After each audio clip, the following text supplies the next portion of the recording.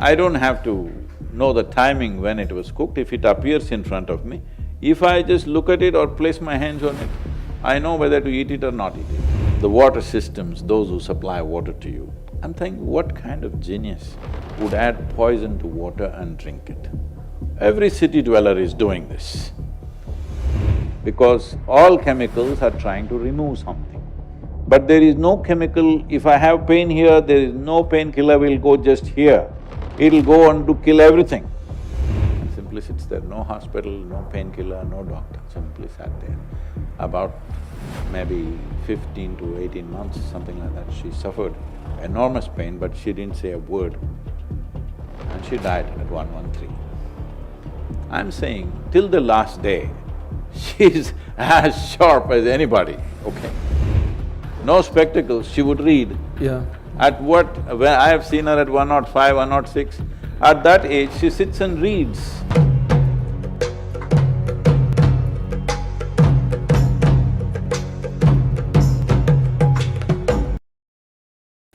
This new microbiome science is relatively new, 15 years that people have reported about potential influences of microbes or their chemicals that they produce with the brain. Within a relatively short time, this has kind of made a paradigm change in our understanding of many brain disorders. For example, multi-center consortium focused on Alzheimer's disease, and the progress that's being made amongst these 35 universities is really mind-boggling. That we don't have all the answers. Every time we try to look, it's opening up a new universe and a new vast space that we don't… But one thing is becoming clear. Not having all the answers is a very important thing, sir. Then we will touch it tenderly. If we think we know everything about this rose, we'll rip it apart. We don't know a lot of it, we will little… No, that's a good one.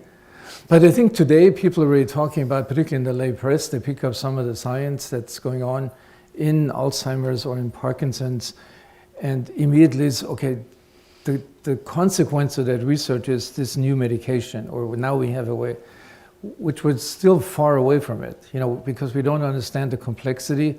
The lay public does not grasp the complexity because it's presented by the lay media in such a simplistic way that there's one microbe, one chemical that is responsible for, Parkinson's disease. But the reality is, there is a lot of evidence accumulating that Parkinson's starts in the gut, and that the microbes have a big role in first interacting with the enteric nervous system, the little brain we have in the gut, and then that these changes are transported through the vagus nerve up into the brain.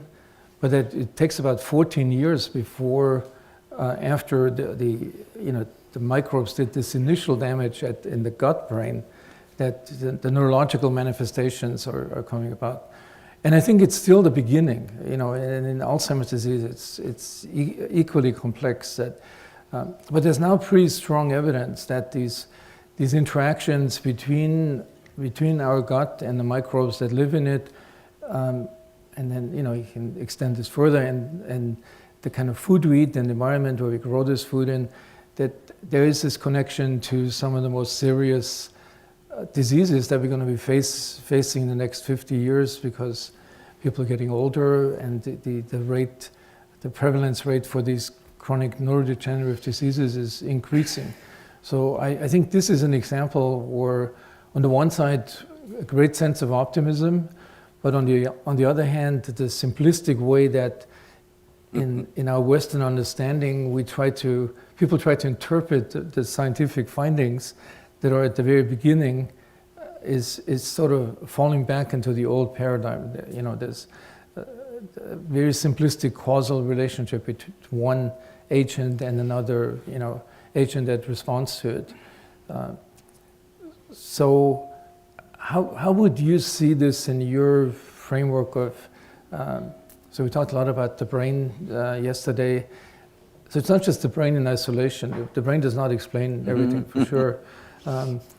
If we link it to this other very complex system, what we call the gut connectome, all the immune cells and neurons and hormonal cells in the gut. It's becoming more appropriate, but it's probably even bigger than that. So how do you, what's your view on this? So what I said about Alzheimer's disease or Parkinson's, that we now know in the last 10 years really, it starts in the gut and it slowly affects the brain, but it's not only a brain disease, it's a disease of the whole system.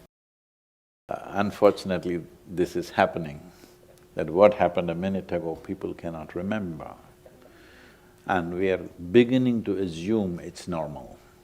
This is not good. This is not normal. Because everything in this body is designed to last a lifetime.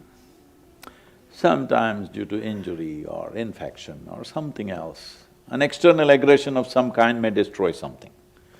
But we're destroying something from internally. That is the dumbest way to do things. But we're doing that large scale. If we want to really fix it for the entire population, if you don't overhaul the food industry, the pharmaceutical industry, and the water systems, those who supply water to you, I'm thinking, what kind of genius would add poison to water and drink it? Every city dweller is doing this. If you don't understand what I'm saying, put 10% chlorine in your drinking water, 1 cup of water, and drink it and see what happens to you. Only thing is, you think by taking it in mild doses, you will die slowly. Of course you will. In my understanding, sir, if I'm wrong, please tell me. How I see and how I know life is, the tiniest organism that's here, whatever you want to call it, I don't go about christening them with different names. These foundational life which is there, whether it's in a plant, animal, human beings, this life in its fundamental design and structure is not different from ourselves.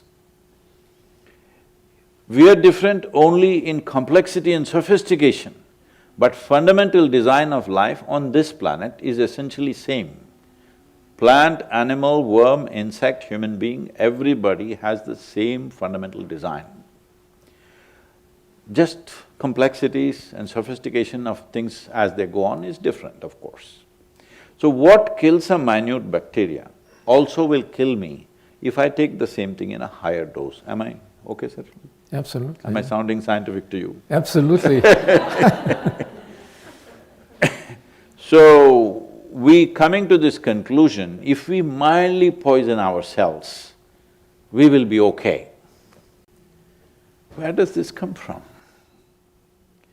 So, there are many families whose children, both in India and also some in New York City, coming to me and saying, Sadhguru, our children are sick, their physical constitution is so weak, they're becoming asthmatic and they're struggling daily. At least, 3 to 4 weeks in a year, they're in hospital. I say, see, you made enough money. You may not be a billionaire, it doesn't matter. You have enough money to buy 10 acres of land somewhere in Iowa, if you want to, or Tennessee or somewhere. If you really love your children, just move there. Homeschool them, ask them to work on the land half the day, you will see they will grow up as robust youth. After that, let them do whatever they want. So, this whole urban dwelling, where people… no wonder all of you are always experimenting on rats. We've all moved in like a pack of rats into one place, piled up into tall buildings. Now, infections are a serious thing. At that level of proximity, all kinds of things will transmit. See, if the same pandemic, the coronavirus, had happened here, let's say 2 centuries ago, somewhere in one part of the world, a few people would have died. Today from Wuhan, it seems they were telling me, I don't know what these numbers are, they say in those 2 months, some 2,700 flights took off from Wuhan to the rest of the world. Oh, this is transporting a disease, all right. If there was no air traffic, they would have spread among themselves, maybe people would have been resilient enough to handle it, it would have been over. Probably 1,000 times these events have happened without any impact on human life.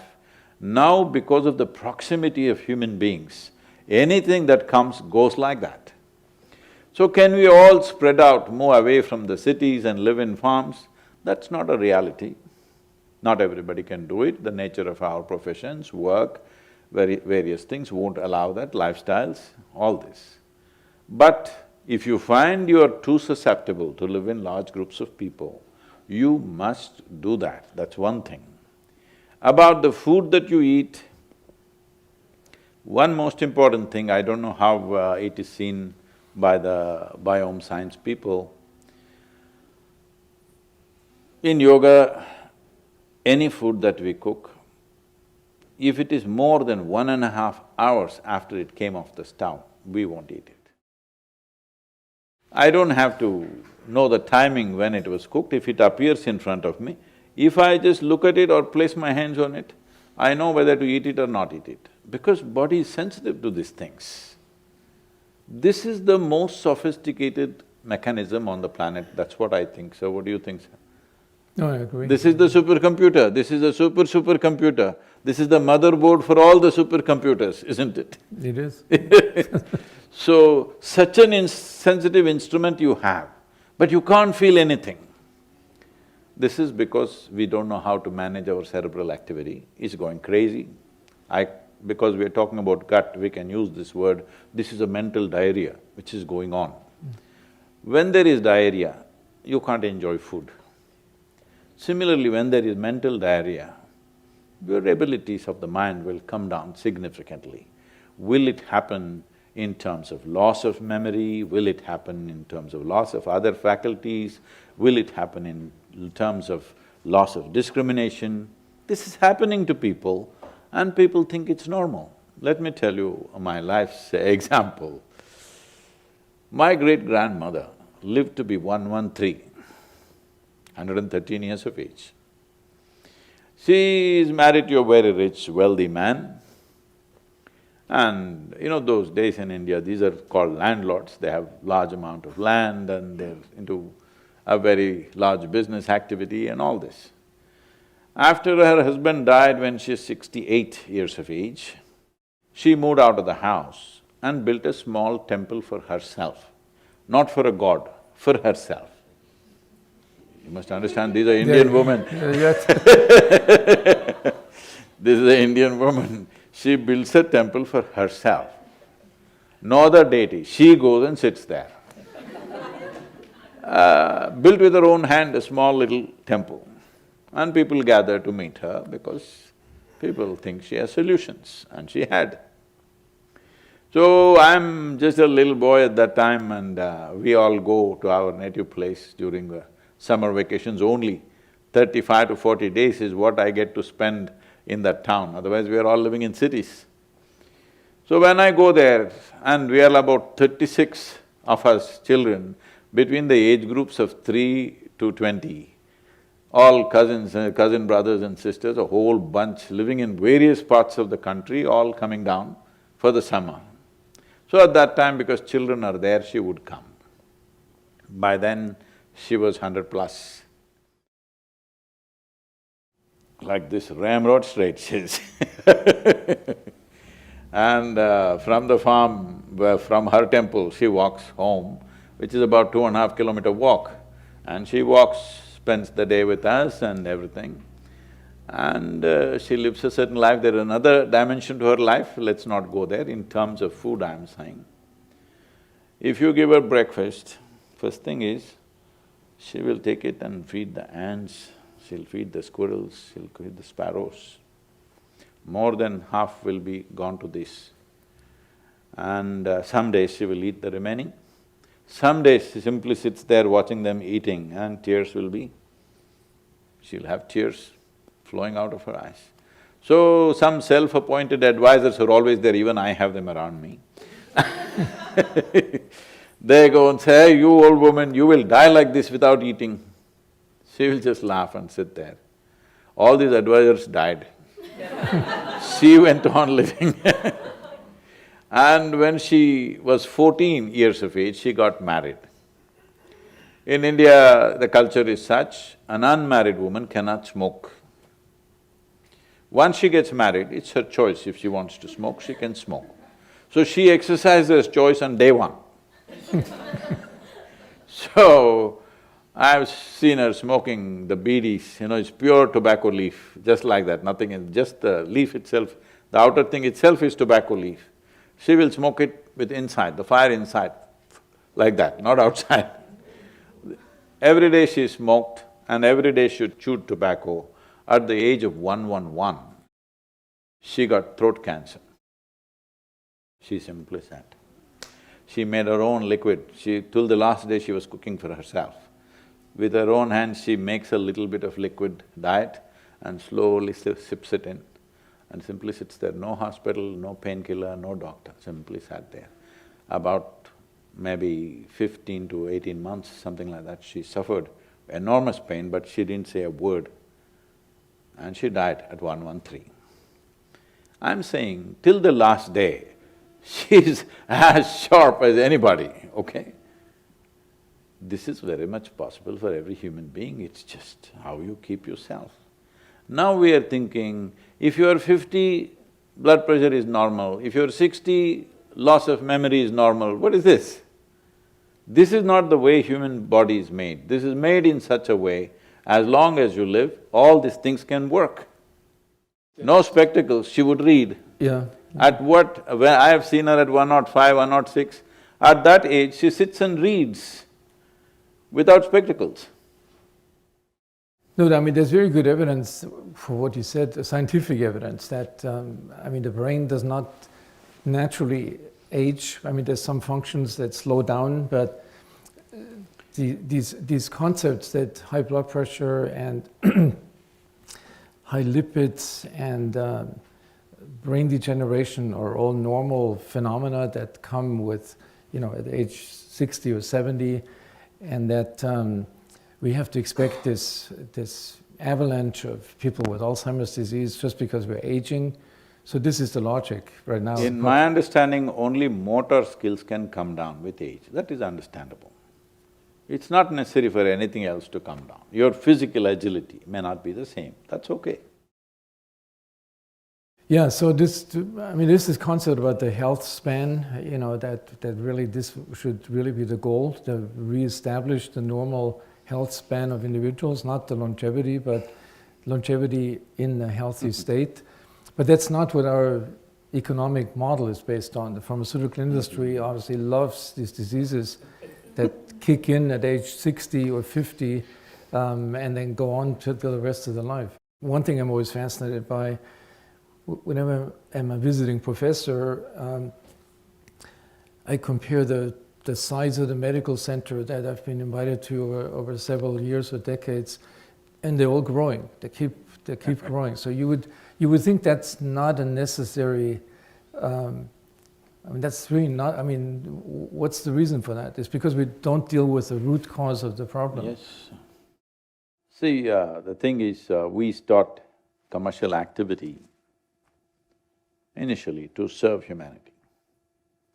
But slowly, this economic engine has become so large that human beings are the fuel. We have to burn ourselves to somehow keep the economic engine going. This is a complex thing, this is not just any one aspect of this overall approach. We have forgotten that commercial activity is for human well-being. Having said that, let's not simply waste time and talking about things that we can't change. Where can we change? I feel if we can, if it is possible somehow, which we are attempting through these conferences and various things, if we can bring the attention of qualified medical professionals. There are many systems of medicine in the world, but in today's world, because of their inability to organize themselves, they are all just fringe. If all the alternate systems of medicine are put together, I don't know if it is even accounts to 2%, I don't know the stat, I'm just guessing. It may be 2% or less. So essentially, it is the allopathic system of medicine. One important aspect, which I feel small shifts are happening, but not enough to make a difference for the common people. One simple thing is, allopathic system is right now symptomatic in its treatment. You have temperature, we know how to cool you down. You have pain, we know how to take away the pain. We don't have the thing of looking where is the source for this. This is costing a certain amount of illness. One important thing is, somebody that you don't like is driving in front of you and they put on their indicator, they're turning right. You take out… I'm from Tennessee. So you take out your revolver and shoot the indicator out. And now I think he's going straight. No, he's turning right. His indicator is out, so now I think he's going straight, but he's turning right, so there's going to be some issue. So this is the approach, we are treating the symptoms. I think from symptomatic treatment to a more cause-oriented treatment if we can shift, which may be difficult because medical industry and pharmaceutical industry have… you can't separate them. Because when you say medicine, it means that, all right? We are not saying health. We are not saying health, only these days people are trying to say healthcare because that is all the stuff that comes with it. But this is essentially medicine. This form or this way of looking at health systems in the world happened because when this system started evolving, the biggest threat was infectious ailments, diseases. There was plague, there was malaria, there was smallpox and this and that. So mainly allopathic system came up to combat them because they would wipe out the whole populations at one time. So in that context, they did the right thing. Even today, whatever people may say, I will 100% vouch, if you have anything infectious, you just treat yourself with modern medicine because that's a chemical warfare, not all good for you, but if you want to be well tomorrow, that's a way to deal with it. But seeking health through medicine is a very… not a go for me, not a go for anybody actually, because you will pay a price for that. Because all chemicals are trying to remove something. But there is no chemical… if I have pain here, there is no painkiller will go just here, it'll go on to kill everything. Pain is a very important part of our survival process.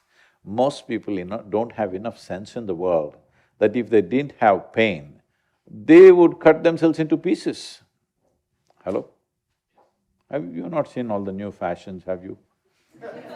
They're piercing themselves here, there, everything, there's so much pain. If there was no pain, they would have pulled out their intestines and walked on the street using the stomach bag as a handbag.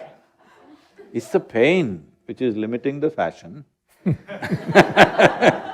And it is pain, if a bicycle comes, people step back, not out of humility. The consequence of pain, if the consequence of pain is removed, even if a truck comes, people will go like this. So they wouldn't even survive. So pain is a good thing. So don't kill the pain. What is the source of the pain? Must be seen. Why the indicator of pain is coming up, this must be looked at. Like this, I'm not trying to like simplify the whole medical system, which is a complex process. So where one thing ends, it's not this versus that. Where one thing ends and the other thing begins. Our health should begin at home, our food, how we breathe, how we sit, how we stand. When something goes wrong, a doctor should come in. You must not have a doctor attending you right from your childhood to your grave. This is not the way it is. You don't need that. But it is the way that we… It is the way it is, because once you create an industry, you need clients.